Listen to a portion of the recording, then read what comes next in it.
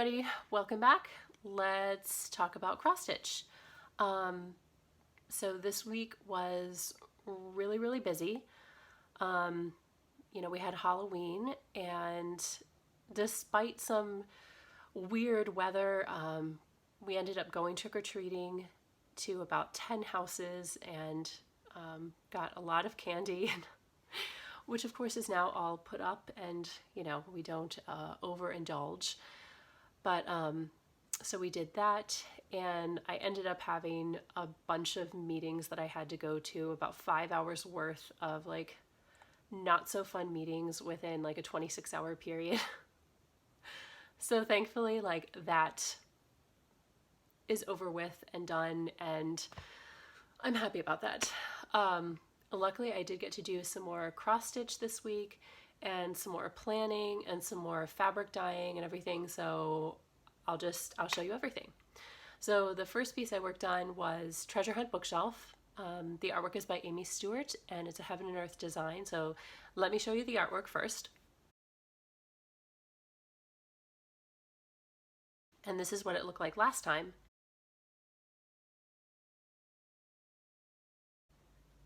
And here's what it looks like now. So I actually didn't work on this until the past couple of nights, and what I did is I worked on her. So this is the figure of a girl, and it's funny that close up, there's not much definition of the figures, but this is her bonnet and hair, and then like her shoulder, and so I really was able to do a lot of fill in there, just to kind of try to get this top corner in. And I think it's coming along. I think I am about halfway done with the 6th page.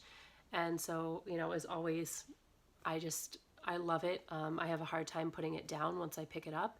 So my hope is to at least finish the 6th page by Thanksgiving, which should be pretty easy. And then I have to decide what to do about my frame, if I'm going to try to fit more pages on here, which maybe below I can fit more pages. I'm not sure if I can fit more pages on the side, but anyway, some kind of frame change is imminent in the future. I don't know what it will be. Like I've said before, I could do Q-snap extenders and make it kind of longer, make it both longer and or longer and wider, or I could try putting on a scroll frame and everything. But anyway, it's a good problem to have, to be making so much progress that I need to change the frame soon. Although this is a multi-year project, but that's okay. So anyway, here's Treasure Hunt Bookshelf. The other piece I made some progress with was Lady Hera, so let me show you that.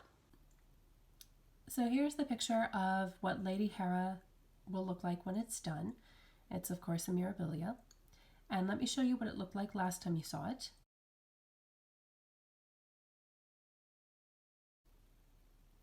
And here's what it looks like now. So basically what I did is I was having trouble there's a page break right here, and I was having trouble kind of figuring out what I had done and what I hadn't.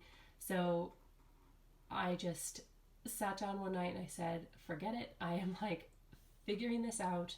And so I ended up doing a big chunk of the curtain, and I'm not done with the curtain, but I believe I'm done with the flowers down here. And then I worked on the dress. So this piece can be quite a beast, but there are large blocks of color. So this pale yellow is all 3823, and what I've decided to do is to stitch the center dress all the way down, and that way I can go back and kind of stitch around it. So there's lots of like sort of oranges and yellows, and there are more flowers and flowers down here. So I think that's the next thing I'm going to tackle, is just completing the dress. And then I have a little bit left of the curtain, and the peacock tail is massive and it's beautiful, but that will definitely be the most work. I don't know when I'll get this finished. I had originally thought to maybe finish it by before 2020, but I don't think that's going to happen. I don't think that's realistic. But anyway, we will see what happens with this, and I'd like to at least finish as much as I can. And I told myself that if not by 2020, at least before June of 2020, because that will be finished within 1 year. So that's my probably more realistic goal. So anyway, this is Lady Hera. I also worked on Monkshood, which is my first Nora Corbett design, or rather my first design under the Nora Corbett brand, because I've done lots of Mirabilias. And so this is what the pattern looks like. And this is what it looked like last time. And this is what it looks like now. So this is 28 count natural linen that I have dyed myself. And I think the light is picking up the colors like okay. But basically I just worked a lot on kind of the wings and the top part of the bodice, and it's colors that I love dearly, and the fabric is really nice quality. I had gotten a really large piece of natural linen 28 count from 123 Stitch just to try to do various pieces that I wanted to do, and so this I think is working out well. Yeah. And actually at some points I've been worried that the piece would kind of disappear into the fabric, but actually there's light purple and then some lighter beads that are here, and then the dress has a lot of like fuchsias in it. So ultimately I don't think that it will kind of blend into the background, but some of the colors that I've used, like 553, are very similar to the color of dye that's on the fabric. Oh, and I wanted to show you, I got this little gadget this past summer, and it's a pattern holder. So the clips open, and for a small pattern like a Nora Corbett or something else that's small, it works really, really, really, really well. So I've been happy with it so far. So it just clamps onto the top, and it's been great. So this is Monkshood. Last video I told you about, I started my first Satsuma Street Halloween cat, and I had dyed my own even weave, and that did not work out very well. So rather than kind of persevering, I decided to scrap it and start over on different fabric, and I'm actually really glad that I did. It was kind of a blessing in disguise. So I'll show you what Halloween cat looks like in its finished form. And this is what it looked like on the older fabric, the even weave. And here is what it looks like now. So I was able to, this is, you know what, I don't know. I think this is a 32 count, just white linen that I was able to pick up. And I hand dyed it myself, did like a medium blue and then purple over it. And I really like how it turned out. And I'm probably at the point where I will finish up this thread and then probably take it off the Q-snap and put it away until next year.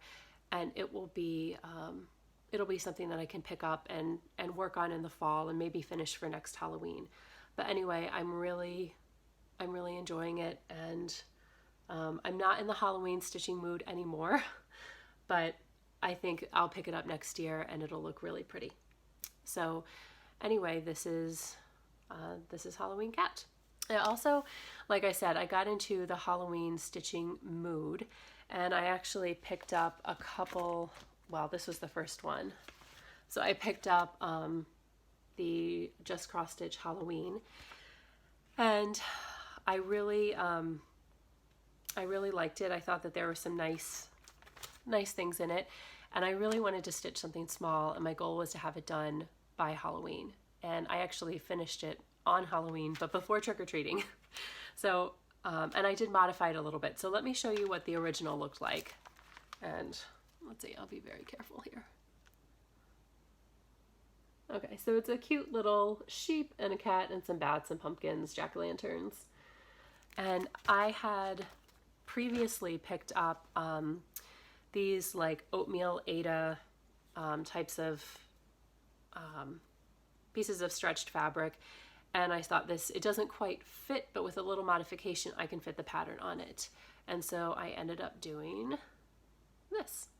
So I kept the sheep entirely the same and the cat the same, and I only did one bat, and I moved it up here, and I did some grass underneath its feet, and then I did the beware sign. I found this cute little font and everything. So I'm really happy how it turned out. I just wanted something kind of small, and this is what doing like watching Floss Tube does to me, because I, see people doing all these, types of projects, and then I want to do them, and that's wonderful. So I got this done. So this is actually like a new start and a finish.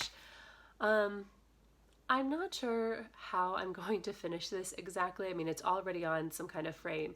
So at least some way to hang it, like a ribbon or something, and maybe some kind of background fabric. I don't know. But anyway, this is my finish. So yay.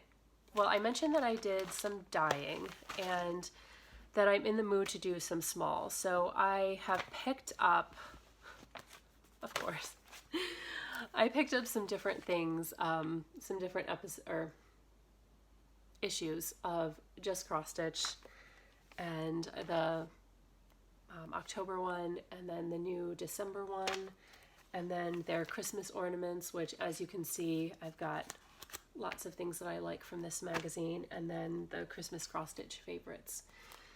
So I'm getting in the mood to do holiday stitching, and for that I took another piece of like 18 by 27 fabric, and I tried different dyes with kind of specific projects in mind. So I think my favorite of the lot turned out to be this green, and it's showing a little bit darker than it is, but it's like a mottled emerald green.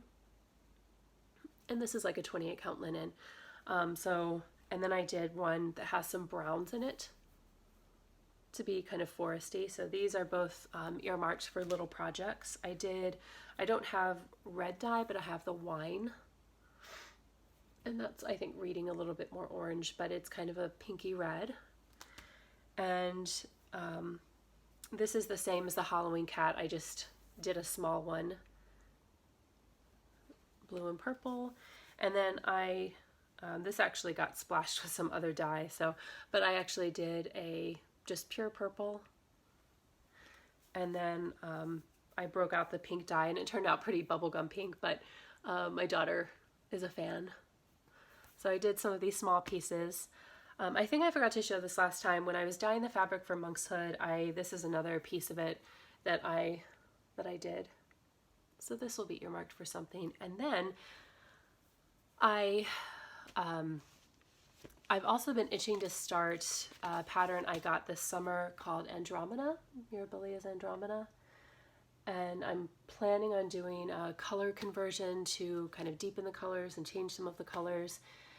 And I had picked up some like purple and gray fabric, but then I wasn't so sure that I liked it or that it was the right piece of fabric for Andromeda. And so I dyed something else, and I'm still not 100% sure I'm going to use this for this project or if I like the way it turned out, but I ended up doing a two-tone.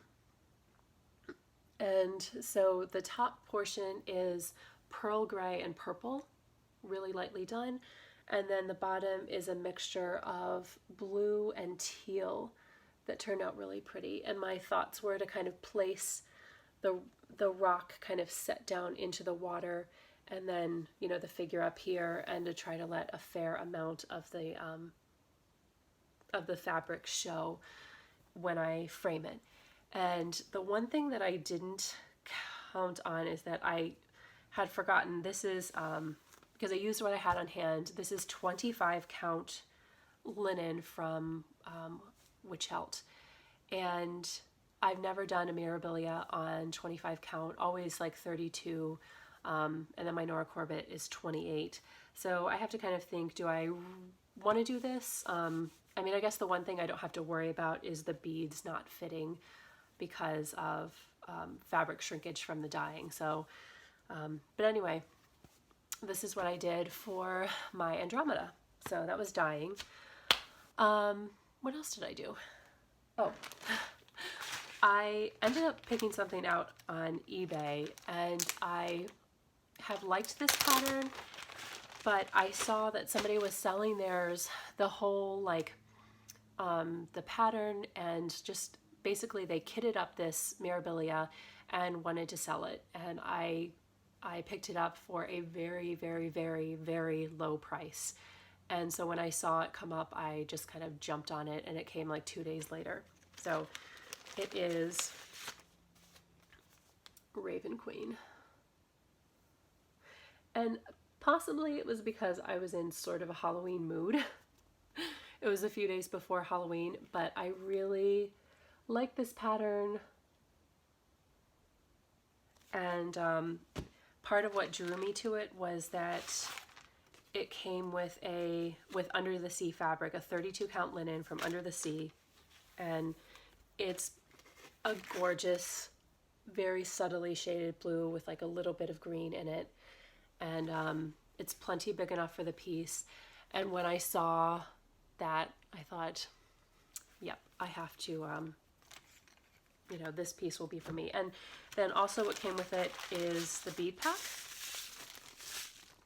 So I got all the beads that go with it, and I got all of the, I got this rack, and then there are 4 cranics that come with it, so I got those too.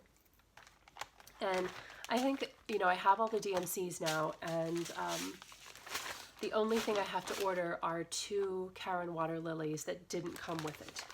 So I think that's totally fine, totally doable, and I was really thrilled to pick this up. And yeah, my thread organization system. So I have 3 large boxes of bobbinated DMC. I really like it, and especially because I'm starting to do smalls, I can, you know that at least I have the DMC to finish a project. And so I think that's been pretty good. My plan for this week is to probably kind of try to finish up the work I want to do on the Halloween pieces and put those away. I am going to start some holiday smalls, and I'm going to keep plugging away at my Lady Hera, my treasure hunt bookshelf. I do have goals, like everybody. I do have goals for the end of the year, that by 2020 I'd like to have at least a medium piece finished, like maybe have my Monkshood, my Nora Corbett done by the end of the year. There are lots of things I want to stitch in 2020, and new designers that I've come across in the past few months that I'd like to try. So I think I'll have another video in the next month or so where I may kind of dig through my stash again, and I'll show you what's in there, and I'll show you what maybe I'm going to be stitching in 2020, as well as some things that I may order to stitch in 2020. So until then, I hope you guys have a great week, and that you get a ton of stitching done, and I will see you next week. Bye.